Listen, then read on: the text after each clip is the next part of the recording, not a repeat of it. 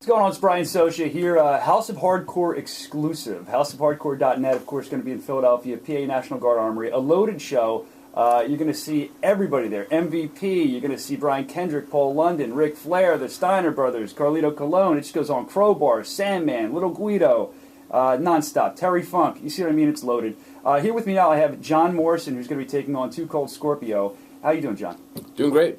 Good, man. I'm excited that you're here, and I just want to talk quickly about some stuff you've done in your career so that people will know. I mean, of course, you tried out for Tough Enough. Yeah, so I tried out for Tough Enough Season 2 originally and made it to the final casting episode and got cut by Kevin Dunn, who said all I wanted to do was run and flip and jump. And it actually turned out to be the best thing that could have happened to me because I reapplied for Tough Enough Season 3 and ended up making it on that show and then winning the developmental contract, going to Louisville, and getting to meet the whole cast of wrestling characters that now have become my my family, so to speak. Did that drive you harder? A little chip on your shoulder that he thought that about you? Yeah, the funny thing is like I didn't have a chip on my shoulder originally. Like I didn't really need an attitude adjustment, but it does anyway. When you get that kind of rejection, like it did make me. It was perfect. I ended up going to a wrestling school in Sacramento, and they started to train a little bit. I was still a full-time student at the time. And I'd upped my workouts in the gym. I started thinking about what kind of wrestling moves I was going to do. I pushed myself to learn some different kind of martial arts tricking things. And so when I finally made it to Tough Enough 3, I was way more prepared than I would have been. You're ready to go. And then they pretty much moved you to TV quickly. I think you had like a bunch of names. Johnny Spade, Johnny something, then you were Johnny Nitro. Why did they do that? Why did they keep changing them? You know, just classic wrestling stuff. People are wishy-washy. Really, honestly, it was because I wanted to be Johnny Blaze. Johnny Blaze was my character at OVW. I had all these fancy fire catchphrases. Call the fire department. You're all set up. Get your fire extinguishers out, ladies. It's going to be too late. By the time you hear the thunder, it's going to be too late because the lightning will have already struck. Are these real? Johnny Blaze, yeah. That was all my whole shtick. That's awesome. And then I debuted as Johnny Blaze, and WWE promptly received a cease and desist from Marvel, who had copyrighted the name Johnny Blaze for Ghost Rider. So it switched then to Johnny Spade, which is like basically a ripoff of Johnny Ace, and also a horrible name. A week later, it changed to Johnny Nitro, mostly because I really did not like Johnny Spade, and Johnny Nitro was an homage to Eric Bischoff, who I was his apprentice at the time, and I liked that name. And then basically Vince McMahon thought Nitro reminded him of WCW, and when I became the ECW champion, like, he had a couple times mentioned to me, he's like, John, if you're going to be a real star, you need a real name.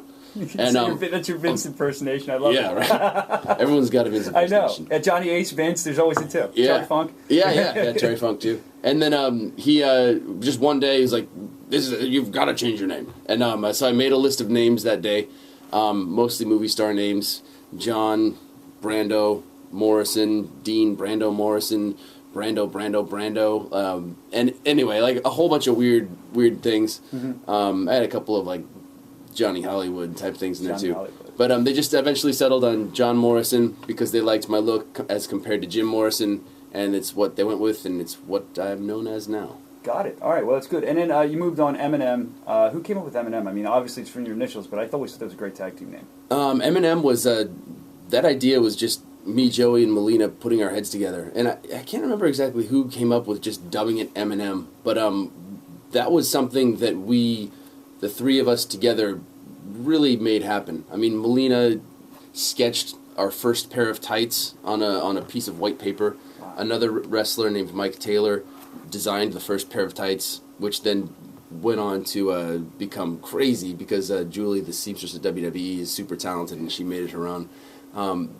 We started shooting our own promo videos at OVW, and I went to school for film, so I was editing all these Eminem promo videos together and submitting them to Talent Relations at the time. And at one point they wanted to have me, Melina, and another wrestler named Chris Cage come up because they didn't like Joey. And then eventually, like, the team just wasn't the same without Joey Mercury, so they eventually ended up just taking our whole gimmick that we'd been doing at OVW in developmental and putting it on TV, and it was really the best thing that could have happened for all of us. No, Joey, I'm glad he came up with it because Joey's so good. He's so great to watch. And after you were done with M&M, though, you moved on, did some stuff, but then you found yourself with The Miz, doing a tag team with him. Right. And you guys did that thing. It was like WWE's pushing the app and all the website stuff now, but you did the dirt sheet. I mean, that's when probably a little bit before they really started pushing those things. The dirt sheet was ahead of its time, man. Like we were posting those on WWE.com, and those episodes weren't on YouTube, or and found their way on YouTube eventually. Yeah. But they were getting between 300,000, 400,000, 500,000 hits per episode of the dirt sheet on WWE.com. And I think they started realizing that, like what a powerful marketing tool that is. Oh, yeah. What a way to, and for us it was like, what a way to get over and get our personalities out there when we can control what we're putting out there on .com that's still getting that kind of audience without having to compete for time on a TV show. Because, I mean, Raw is valuable real estate, and SmackDown too. And it's hard to really introduce yourself as a person in that environment if you're not given that opportunity. And at the time for us, the dirt sheet was a nice little backdoor into getting ourselves over. It was great. It was great. I don't know, because I've never worked there full time or anything, but the dirt sheet, the name the dirt sheet, from everything I've heard, that's a negative connotation within WWE, dirt sheets, that stuff. Was there any problem with you using that name? Did you guys come up with that? We came up with it, and no, there's no problem with it. I think Vince likes that kind of stuff. Yeah, it's kind of you take something negative and then make it your own, and then you can kind of see the dirt sheets are stupid. We're making fun of, and you own it. And now we own it, and it's our thing. With you, yeah. Well, that's cool, man. You've done a lot. You've done so much, and you continue to do things. You have over here, it's your fitness DVD. Tell us about that real quick. Yeah, absolutely. I know I've seen you've been checking out the fitness DVD since I walked in. Obviously, very curious. Yeah, keep looking at it. I want to get abs like you. How do I do it? Well, that's exactly how. It's the program is called Out of Your Mind Fitness. It's a complete functional training regimen built to get anyone into the best shape of their life. It's different from a lot of the do-it-at-home fitness programs that you see on TV. Out of Your Mind Fitness functions as a virtual personal trainer, so it's designed to do at a gym. And if you've tried one of those home fitness programs and gotten results, and you want to really step your training up a notch, Out of Your Mind Fitness is a great place to go. The program contains 6 DVDs, a book that I co-wrote, a 170-page training log that has every day of every workout written out for you, so all your exercise, set, rep, and rest info is all there. And we also have released concurrently an Out of Your Mind Fitness phone app. So that's a combination of everything. So that means all you need to do is have the phone app. You can click open. It's got your daily workout written out for you. And if you don't know what a level 3 Renegade row is, you just have to click exactly. And it's confusing because there's over 190 exercises. You just click the button for Renegade rows, and a short 45-second tutorial video will pop up and explain exactly what a Renegade row is, what muscle groups you should hit, and some tips you keep your core engaged, that kind of thing. Well, I mean, of course you know about keeping your core engaged. I'll tell you, I mean, my girlfriend, soon-to-be wife one day soon, but yeah, she would like me to look like you, so I'm going to have to pick one of those up. Absolutely. Is there a website they can go to, too? Yeah, you can get these directly from our website, www.ooymfitness.com. ooymfitness.com. And are you going to have any of those at the House of Hardcore? Are you going to be selling those? Yeah, these will be at the House of Hardcore. They'll be for sale. So come, bring some cash. We're going to have a special... bring some cash for House of Hardcore, obviously. We're going to have a special House of Hardcore only offer. On the website, they're going for $127.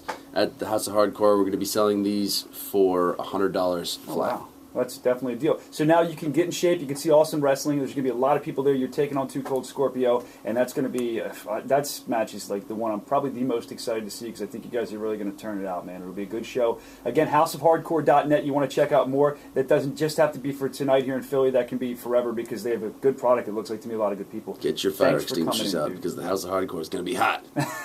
Thanks, full circle. I like it.